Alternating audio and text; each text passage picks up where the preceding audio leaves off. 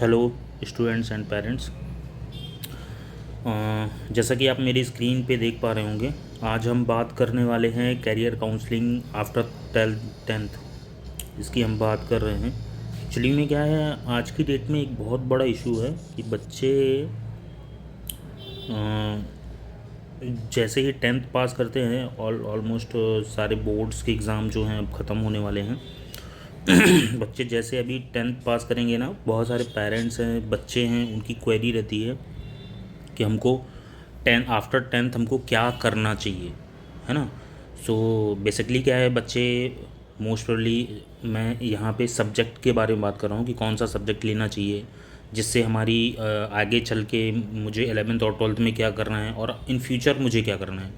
तो बहुत सारे पेरेंट्स को ये प्रॉब्लम रहती है कि मुझे मैथ्स लेना चाहिए या साइंस में मुझे बायो लेना चाहिए या कॉमर्स लेना चाहिए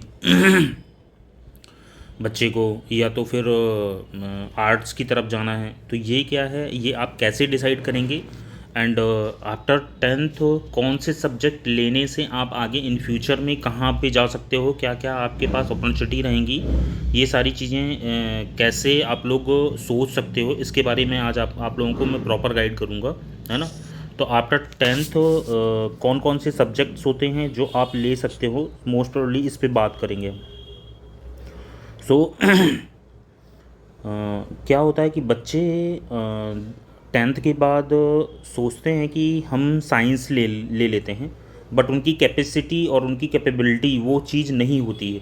पेरेंट्स को लगता है कि मेरा बच्चा आगे चल के इसमें बहुत ज़्यादा कोप अप कर लेगा, ऐसे पढ़ेगा, ये कर लेगा, हम कहीं अच्छी जगह कोचिंग करवा देंगे। बट क्या होता है कि स्टूडेंट्स का उतना मोर कैपेसिटी नहीं होता है, जिसके कारण बच्चा क्या है आगे नहीं बढ़ पाएगा। तो प्लीज़ मेरा सभी पेरेंट्स से भी रिक्वेस्ट है कि उसका जो भी पहली चीज़ तो उसका इंटरेस्ट होना चाहिए। और आजकल क्या होता है, बच्चे इंटरेस्ट के चक्कर में तो क्या है बहुत सारी चीज़ें ले भी लेते हैं और फिर बाद में वो चीज़ें उनको लगने लगती हैं कि यार ये मैंने गलत डिसीजन ले लिया। तो दो तीन चीज़ें हैं, एक तो आप इंटरेस्ट बेस पे ले सकते हो, या आपका कमांड किस सब्जेक्ट में अच्छा है उस चीज़, वो सारी चीज़ें, या दूसरा पैशनेटेड हैं कुछ बच्चे कि मुझे आगे चल के सीए बनना है या मुझे इंजीनियर बनना है, डॉक्टर बनना है, उसके हिसाब से आप सब्जेक्ट चूज़ कर सकते हो। सो मैं डायरेक्ट आपको आप यहाँ पे देख सकते हैं कि आगे बच्चे क्या क्या कर सकते हैं। डॉक्टर है, पायलट है, इंजीनियर है ना। आप आप सोचिए क्या आपको करना है। तो इसके लिए बेसिकली क्या है, आपके पास aptitude, interest, personality and intelligence, ये मोस्ट चीज़ें होती हैं जो आपके आपके बच्चों के अंदर ये सारी चीज़ें होनी चाहिए। आप क्या आगे चल के चूज़ करोगे, ये हमेशा क्या है आपको अभी से उसकी प्लानिंग करनी पड़ेगी, तब आप आगे चल के बच्चों को कोई डिसीजन लेने में आप हेल्प कर पाओगे। इसमें कैरियर आप, मैंने जैसे पहले ही आप लोगों को बताया है, education based and talent based, है ना। इंटरेस्ट आपका हो या तो आप किसी सब्जेक्ट के लिए आप वो कर सकते हैं, उसके हिसाब से है ना। आफ्टर टेंथ क्या क्या चीज़ें होती हैं इस पर भी हम थोड़ा सा बात कर लेते हैं। आफ्टर टेंथ कौन कौन सी चीज़ें होती हैं। एक तो आप देखो, आफ्टर टेंथ डिप्लोमा कर सकते हो, है ना। डिप्लोमा बेसिकली क्या है, पॉलीटेक्निक, बहुत सारे पेरेंट्स और स्टूडेंट जानते होंगे, पॉलीटेक्निक होता है। या तो फिर आप आईटीआई कर सकते हो, ये दोनों इंजीनियरिंग से सब्जेक्ट रिलेटेड दोनों सब्जेक्ट हैं, है ना। या तो आप 11 से डायरेक्ट 10 से आप डायरेक्ट 11th और 12th कर सकते हो, या किसी भी आप कॉम्पिटिटिव एग्ज़ाम की तैयारी भी कर सकते हो। आप 10th से चाहो ना तो आप जैसे जेई हो गया, नीट हो गया, है ना, या किसी भी जो भी सब्जेक्ट्स में आपका इंटरेस्ट हो, तो आप 11th और 12th में आप मैथ्स लेके जेई की तैयारी कर सकते हो, बायो लेके आप नीट की तैयारी कर सकते हो यहीं से। या आपका पीएससी वगैरह में, जैसे पीएससी वगैरह में इंटरेस्ट है आपका, तो वो भी आप कर सकते हो। बाकी एक ऑप्शन ये भी है आपके पास। मोस्ट प्रोबेबली क्या होता है कि मैं आपको आगे बता देता हूँ कि कौन कौन सी स्ट्रीम्स होती हैं। तो बेसिकली क्या है, यहाँ पे आप स्ट्रीम चूज़ करने के लिए आफ्टर आफ्टर टेंथ कौन कौन से आपके पास सब्जेक्ट्स होंगे, है ना। ये यहाँ पे मैं लिख देता हूँ 11th एंड 12th के लिए। सो आप साइंस पे जा सकते हो, दूसरा आपका आर्ट एंड ह्यूमैनिटीज़ है, एंड तीसरा आपके पास कॉमर्स है। एक चौथा ऑप्शन भी है आपके पास, आज की डेट में बहुत ज़्यादा ग्रोइंग सब्जेक्ट है वो, और मोस्ट प्रोबेबली मैं देख रहा हूँ कि इस पर बहुत सारी गवर्नमेंट भी काम कर रही है।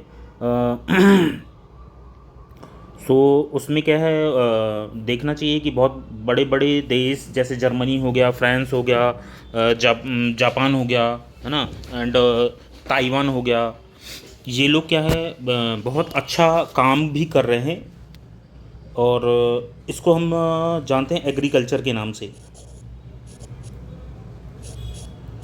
सो ये भी एक बेस्ट ऑप्शन हो सकता है, इस पे भी बहुत सारे आज की डेट में लोग काम कर रहे हैं, और इस पे आगे बढ़ने के बहुत अच्छे चांसेस होते हैं। सो ये 11th से ही आपको चूज़ करना पड़ता है, 11th एंड 12th में आपको एग्रीकल्चर लेना पड़ता है। एग्रीकल्चर के लिए बहुत कम कॉलेजेस मिलेंगे आपको, या बोलना चाहिए कि स्कूल्स मिलेंगे जहाँ पे एग्रीकल्चर सब्जेक्ट होता है।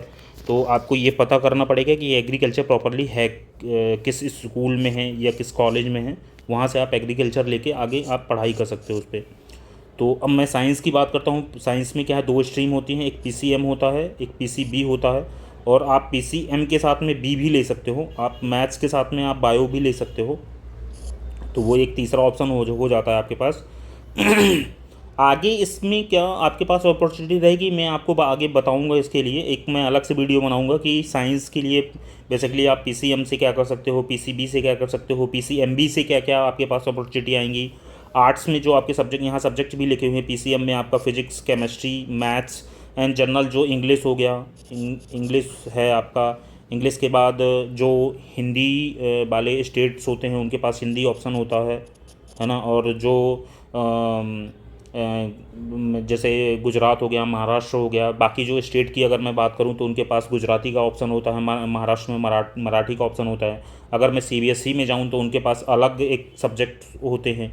तो वो क्या है, आपके ऑप्शनल जो सब्जेक्ट रहेंगे वो तो रहेंगे ही, लेकिन मेन जो सब्जेक्ट रहेंगे आपके फिजिक्स, केमिस्ट्री हो गया, मैथ्स हो गया, ये पीसीएम में है। एंड पीसीबी में आपका फिजिक्स, केमिस्ट्री एंड बायोलॉजी हो गया। बायोलॉजी में दो पार्ट होते हैं, जूलॉजी एंड बॉटनी, है ना, और पीसीएम में आपका physics, chemistry, biology and maths, ये आपको पढ़ना रहता है। अब मैं आर्ट्स और ह्यूमैनिटी की बात करता हूँ, तो यहाँ पे आर्ट्स एंड ह्यूमैनिटी में आपके पास सब्जेक्ट्स जो होते हैं, हिस्ट्री हो गया, पॉलिटिकल हो गया, पॉलिटिकल साइंस हो जाता है, एंड सोशोलॉजी हो जाता है, जियोग्राफी हो गई, एंड साइकोलॉजी हो गई। तो ये आपको यहाँ पे सब्जेक्ट्स मिलेंगे। एंड कॉमर्स की अगर मैं बात करूँ तो अकाउंटेंसी हो गया, बिजनेस स्टडी हो गया, इकोनॉमिक्स हो गया, इंफॉर्मेटिक्स एंड प्रैक्टिस हो गई, है ना, मैथमेटिक्स हो गई। तो ये आपके पास ये सब्जेक्ट्स होते हैं। एग्रीकल्चर जो होता है, एग्रीकल्चर में बेसिकली क्या है, केमिस्ट्री होता है, एंड एग्रीकल्चर से रिलेटेड और भी बहुत सारे हैं सब्जेक्ट्स। एग्रीकल्चर के ही सब्जेक्ट्स रहते हैं, बाकी इसमें तीन ही सब्जेक्ट मेन रहते हैं, बाकी तीन सब्जेक्ट मेन होते हैं, एंड बाकी आपके जो रहते हैं वो फिर आपका इसमें क्या है, फिजिक्स भी होती है, मैथ्स भी होती है, फिजिक्स भी होती है, केमिस्ट्री भी होती है। तो ये क्या है, आपका एक छोटा छोटा पोर्शन होता है। बाकी आपको इसमें क्या है, एग्रीकल्चर ही पढ़ाया जाता है। इसमें आपका पशुपालन और ऐसे कुछ सब्जेक्ट्स होते हैं, तो वो भी आपके पास अच्छा ऑप्शन है। अब ये आपको चूज़ करना है कि कौन से आपको सब्जेक्ट्स लेने हैं और किस स्ट्रीम में जाना है, ये आपको बहुत सोच समझ के बहुत सारे डिसीजन लेने पड़ेंगे। मैं कोशिश करूंगा कि आगे ये पूरा एक एक टॉपिक वाइज मैं आपको समझाऊं कि आफ्टर 10th बच्चों को क्या कैसे सब्जेक्ट्स चूज़ करने हैं और कौन से सब्जेक्ट्स में क्या अपॉर्चुनिटियाँ होती हैं, ये मैं आगे आपको बताऊंगा। एग्रीकल्चर इज़ द बेस्ट और मोस्ट ऑप्शंस निकल के आ रहा है। अभी मैंने लेटेस्ट में देखा है कि बहुत सारी यूनिवर्सिटियाँ, बहुत सारे गवर्नमेंट्स के प्रोजेक्ट्स हैं जो इस पे काम कर रहे हैं, तो ये भी आपके पास एक बहुत अच्छा ऑप्शन हो सकता है। मैं अमित आप लोगों के साथ जुड़ा हूँ, और आपको और कुछ भी रिक्वायरमेंट लगती है, आपको कुछ ऐसा लगता है कि कैरियर गाइडेंस में मुझे आफ्टर 10th कुछ और रिक्वायरमेंट है, तो प्लीज़ आप मुझे कमेंट करिए, मेरे चैनल को लाइक करिए, सब्सक्राइब करिए। एंड यूट्यूब में मैं नया हूँ तो मेरे वीडियोस वगैरह थोड़ा सा आपको अभी क्वालिटी में कुछ डिफरेंस वगैरह आ सकते हैं, तो प्लीज़ इसको इग्नोर करिएगा। मेरा सिर्फ पर्पस आप लोगों तक इन्फॉर्मेशन पहुंचाना है, बाकी हम धीरे धीरे सारी चीज़ें अच्छी करेंगे। Thank you so much everyone.